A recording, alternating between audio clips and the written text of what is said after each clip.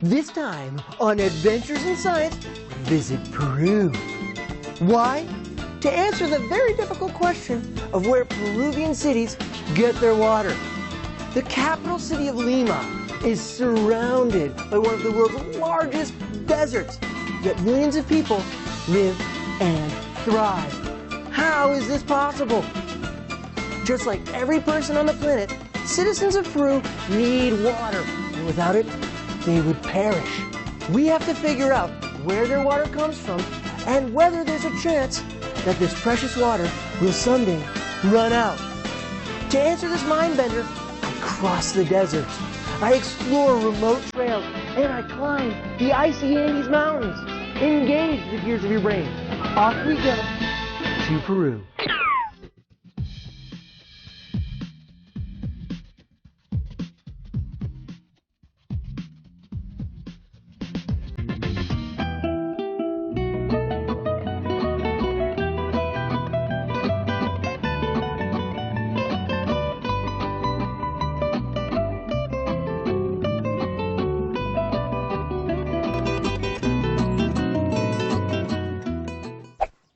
Hey, welcome to Lima, the capital of Peru. Just so you know, Peru is in South America, situated between the Amazon jungle and the Pacific Ocean. The bustling city of Lima has 9 million people, making it the third largest city in South America. This city is so old, but like any city with millions of people, water is crucial. Drinking, business, sanitation, like toilets and sinks, all require water.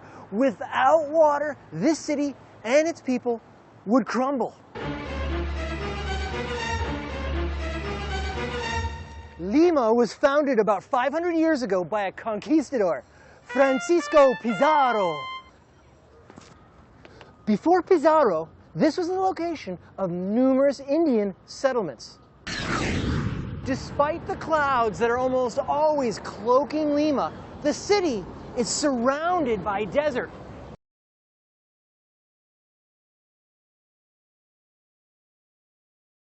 Here. So how does this compare to my hometown of Boston, Massachusetts? Boston gets about 40 inches of rain every year, over 100 times more than Lima. Lima just gets a little bit. How has Lima existed and thrived for hundreds of years? Seriously, where does Lima get its water? We can see a large river, the Rimac River, passing through town. And this is the major source of water for 9 million people. But where does this water come from? Nearby or far away? If the water source is far away, how do the folks in Lima know that the water sources are safe? By safe, I mean, how do they know that they can reliably get water today, tomorrow, in 20 years? And you know, Lima's not alone. The same mysteries exist for other Peruvian cities and towns. Where do these communities get their water, and how can they be confident that this water will flow every day? How can we use the power of observation and a bunch of curiosity to figure this out? Where should we start? How about we follow the rivers from the cities and towns to their source?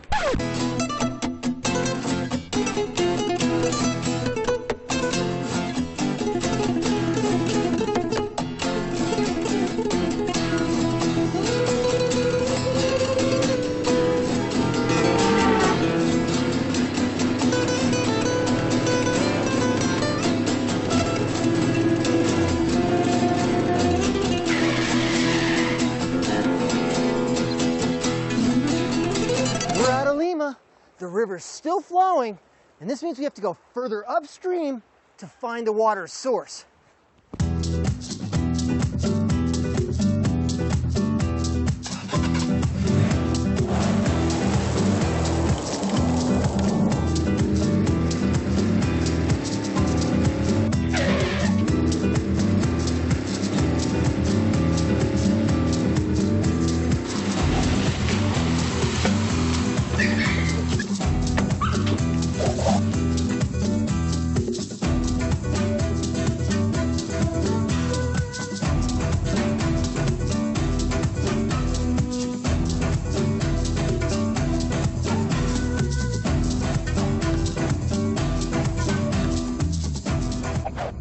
swerved, we curved our way across desert landscapes on up into the mountain town of Huaraz, Peru.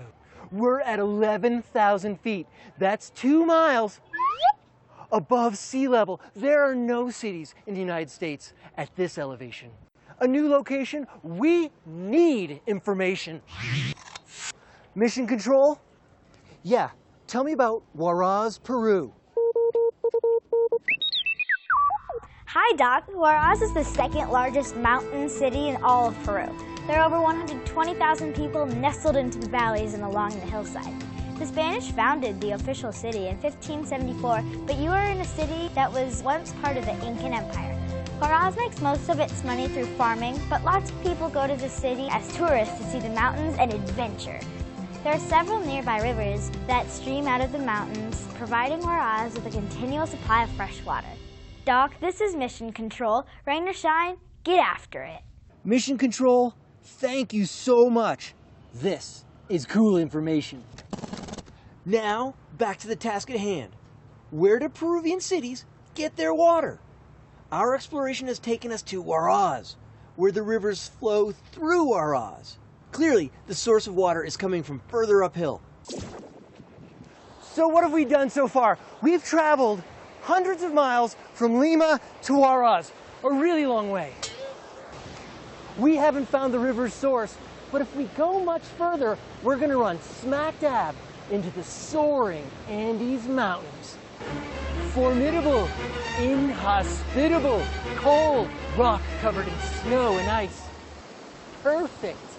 Off we go, upwards and onward.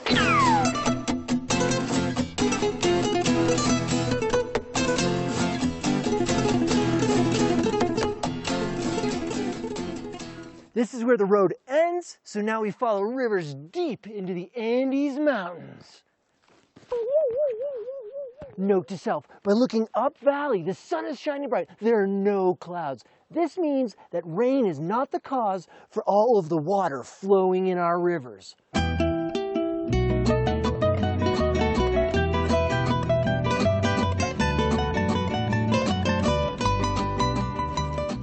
I followed the river so high in elevation and the air is super thin.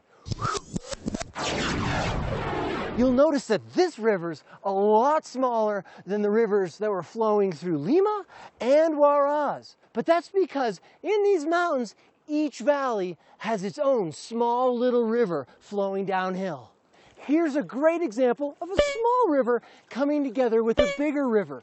Imagine if we have several of these coming together. Think we'd have enough water to supply, say, Lima? If each valley has a stream, and it's the collection of mini streams that make for big rivers, then something really important must be happening up in the valleys to create all this water. Let's find out from Mission Control how these valleys formed. Yeah, Mission Control, tell me about these valleys. Howdy, Doc. It might seem strange, but the valleys that you are hiking through were once filled with ice. Right now, temperatures in those valleys are too warm for permanent ice. But 20,000 years ago, climate things were different. The entire planet was much colder. It was an ice age. It's so interesting that ice ages have chilled Earth several times over the past million years. Doc, it was so chilly right where you are that the ice in those mountains could grow downhill. These massive rivers of snow and ice called glaciers were so powerful that they plowed down valleys. It was the glacier that completely changed the landscape. Doc, this is Mission Control. Think on your feet and talk to you soon. Mission Control, you're the best. Glaciers are huge forces in our universe. I bet you we could find evidence of glaciers bulldozing down through these valleys. Come, follow me.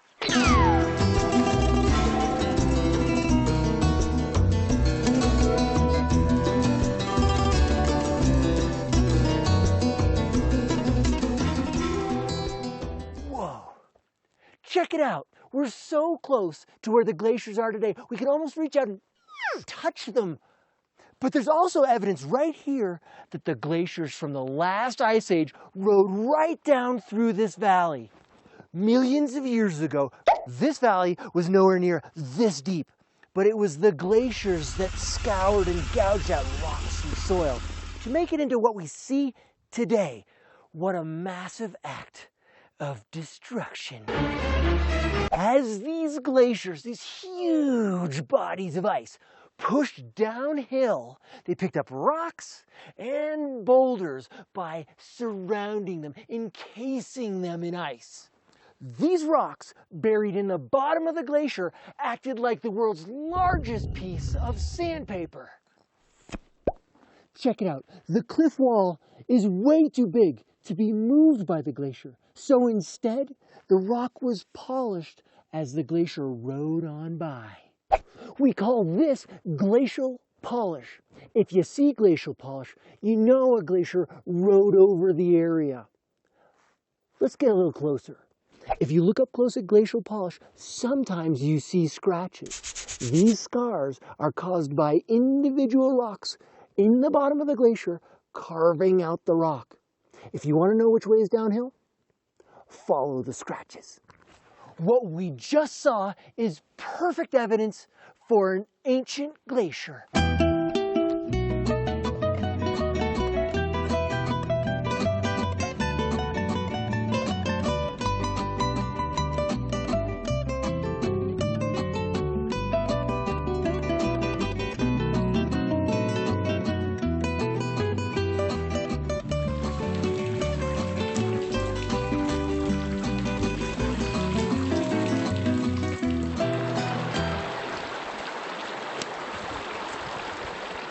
This wall of ice is absolutely huge. Right now, we're at the snout, the very bottom of a glacier that's here today, and it's melting.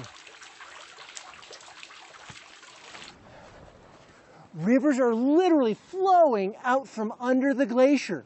It's the ice, frozen, locked in the glacier, that's melting and making these rivers. It's the meltwater from hundreds of these glaciers that flows downhill, at first in small streams, that then collect into big rivers that provide faraway Peruvian cities and towns with fresh water. We found the water's source. Now, it's time for a word from our sponsors. Hi, do you ever flush your toilet? Do you ever get thirsty? For half the world's population, fresh water comes from the high mountains like the Himalayas, Andes, and Rocky Mountains. The story of how these mountains work is fascinating. Water evaporates from our oceans. Moisture fills the air. When this air flows into the cold, high mountains, it snows out. Yes, it does. Mountain snow melts, the water flows down our streams to us, and it's this water that we use every day. The high mountains, they bring life to our world.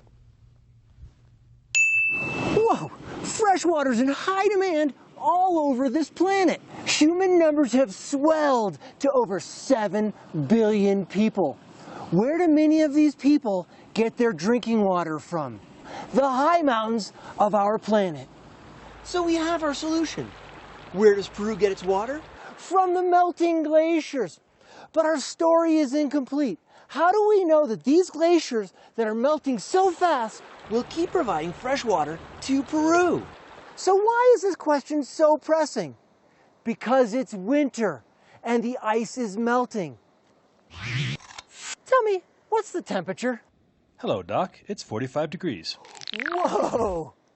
It's that warm and it's winter. Shouldn't it be cold and harsh in the high Andes Mountains? But it's not. On top of that, wouldn't you expect the melting to be even greater during the summers? How can these glaciers exist when they're melting all year round? Time for more exploration.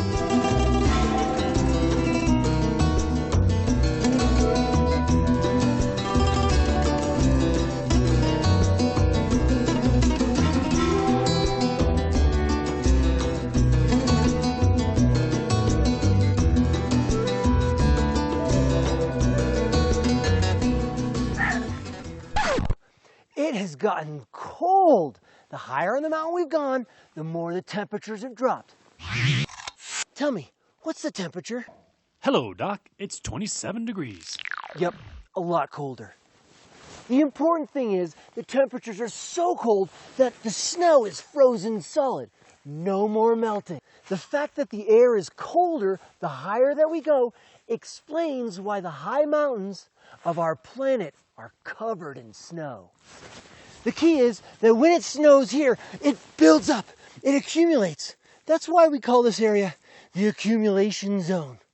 It's pretty neat that glaciers have both areas that melt down low and areas up high that accumulate snow. But wait, part of this isn't adding up. This glacier has been here for thousands of years, and yet why hasn't the accumulation zone grown and grown and grown? And then why hasn't the melt zone completely melted away? We were just down there and we saw it melting in the middle of winter. With so many centuries of melting, the melt zone should be long gone. We're missing part of the story about how glaciers work.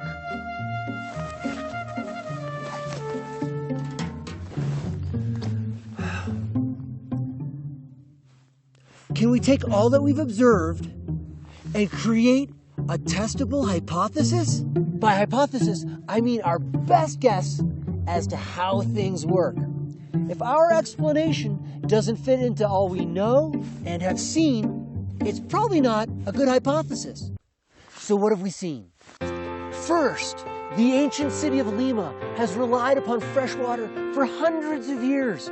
If the flow of water had stopped at any point, there would have been civilization collapse.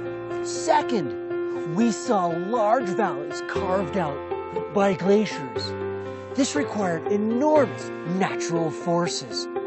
We're talking about glaciers needing enough power and time to create new landscapes. Third, glaciers are strange beasts where high in the mountains you have accumulation zones and low on the mountains you have melt zones. But how can these processes keep happening without the accumulation zones growing out of control and the melt zones completely disappearing? Our solution has to satisfy those three realities. But how? Whoa! Gravity! Sliding downhill! What if the glaciers are continually sliding downhill? What I'm saying is, what if the snow in the accumulation zone slowly slides down into the melt zone? The snow in the melt zone is replaced by snow above. I might not see or feel this glacier move, but what if it's like a slow-moving caterpillar or a giant conveyor belt moving downhill, powered by gravity? So does our hypothesis satisfy our observations? Well, it would create a way for glaciers to be grinding away at landscapes all the time. It would explain why accumulation zones aren't swelling and why melt zones haven't completely gone away. Last, because part of the glaciers would always be melting, rivers would be continuously flowing and supplying water to Peruvian cities and towns. This is so exciting. In science, this is where we either create an experiment or go out into nature looking for evidence. Oh, this is how we learn. So off we go, scouring every corner of the mountains and glaciers to make observations that might support or disprove our hypothesis.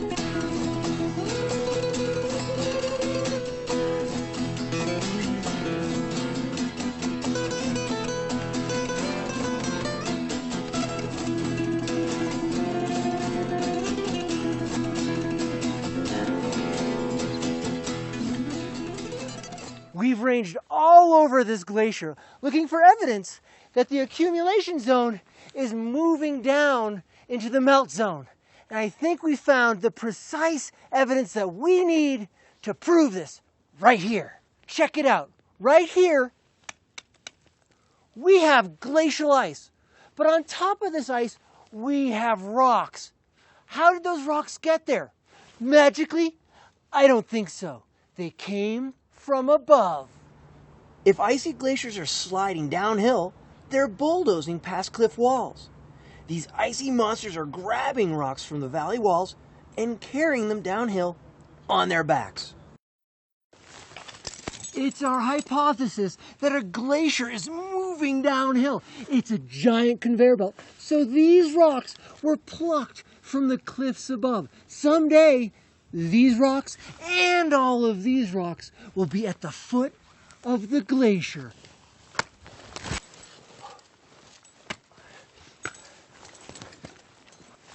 When these rocks are dropped off at the bottom of the glacier, they create huge piles of stone, sometimes hundreds of feet tall.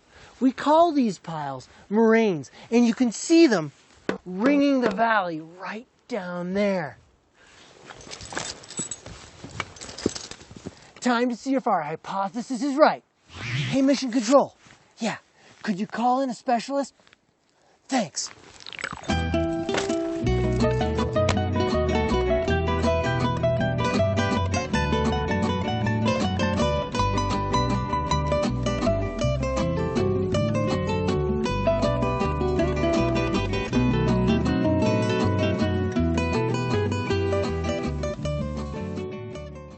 Mark! Doc Ryan. You are the master of understanding how snow and ice can provide water to people. We were in Peru, and we want to know whether what we learned is correct. Yeah, and I've been working in Peru for a number of years, studying the glaciers, studying snow, and studying how that becomes water. So I'm happy to chat. We wanted to figure out where Peruvian cities and towns get their water. So we traced the rivers up into the Andes Mountains. We figured out that the water's coming from glaciers. And the glaciers keep providing water because they're like conveyor belts, where snow from the accumulation zone is always sliding down into the melt zone. As long as you have an accumulation zone and a melt zone, water is melting and flowing. Yeah, you're right. A lot of the water in Peru comes from glaciers and snow. That's cool. That's why you need to get out in the field and observe things. All precipitation in high elevation areas starts as snowfall.